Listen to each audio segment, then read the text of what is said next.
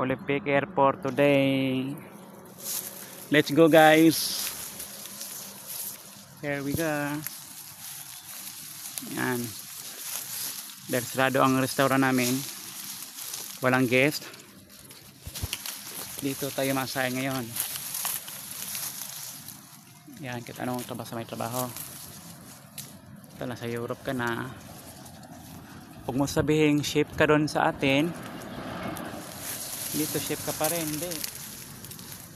All around ka dito. Kahit saan kaya saan wala kang ano. Yan. Fruit picker. Olive picker pala.